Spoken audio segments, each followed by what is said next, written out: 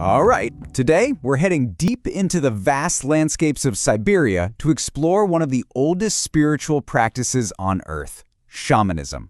We're going to take a look at the rituals, the symbols, and the incredible worldview of the Siberian shaman, a person who is, essentially, a bridge between our world and the world of spirits. So, let's get into it. So, here's what we're going to cover. First, we'll look at what shaman even means. Then we'll explore the universe they live in, their role in the community, the tools they use, how they travel to other worlds, and finally, why this ancient way of seeing things is still around today. So, what exactly is a shaman?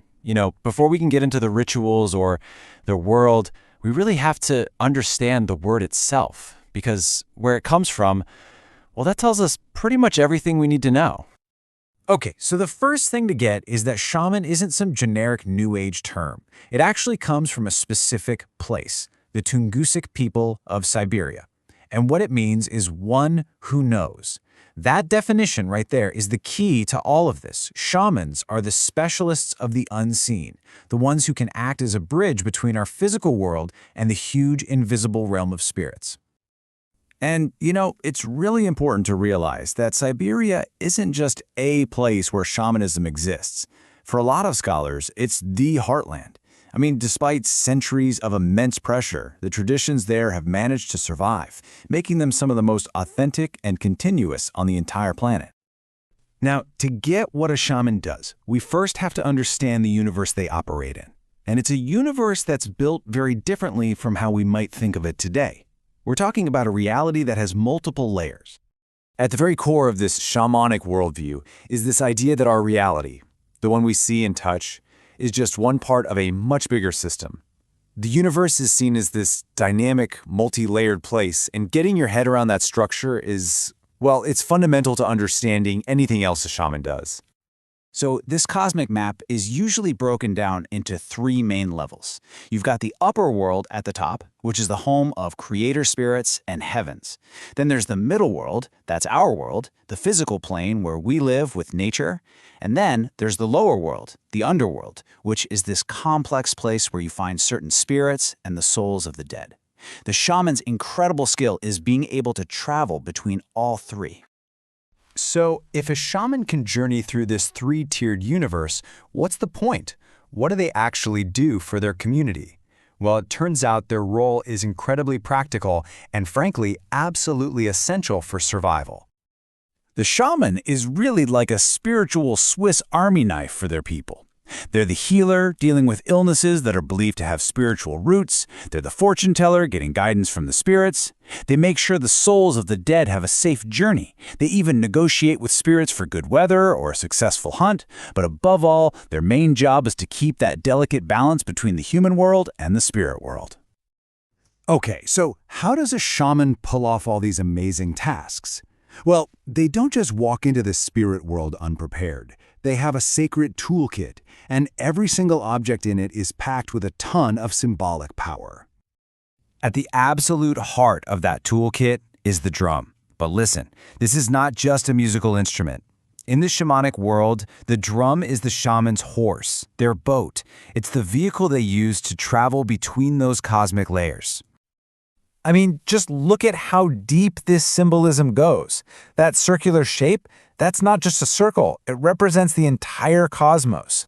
The animal skin stretched across the top, that embodies the life force of nature itself.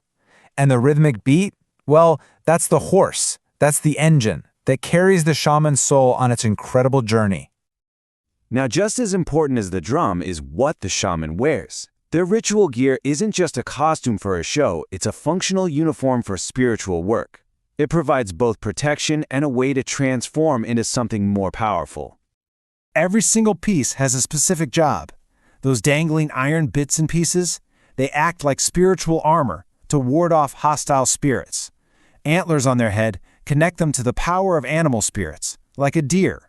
And all those animal designs, birds, bears, wolves, they're not just for decoration.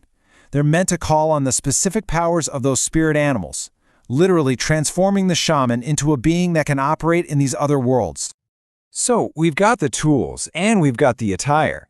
How does a shaman use all of this to achieve the ultimate goal, leaving their physical body behind to travel through the spirit realms?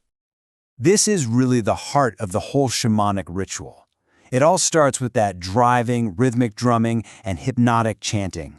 It's all designed to shift consciousness, to push the shaman into what's called an ecstatic trance.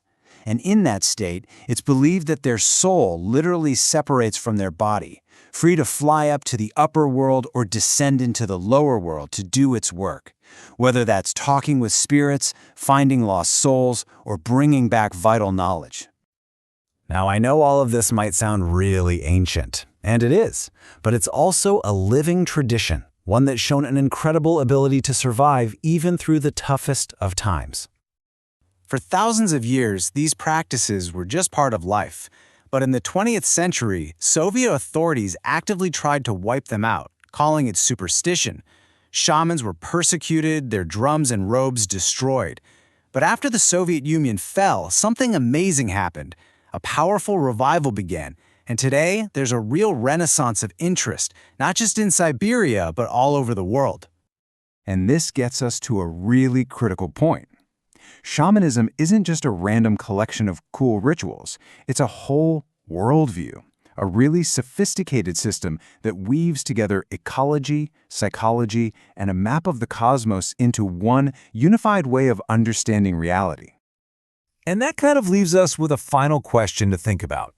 In our modern world, where we often feel so disconnected from nature, what can we learn from a worldview that sees the entire universe as interconnected and sees humanity as just one small part of a vast living network? It's definitely something worth considering.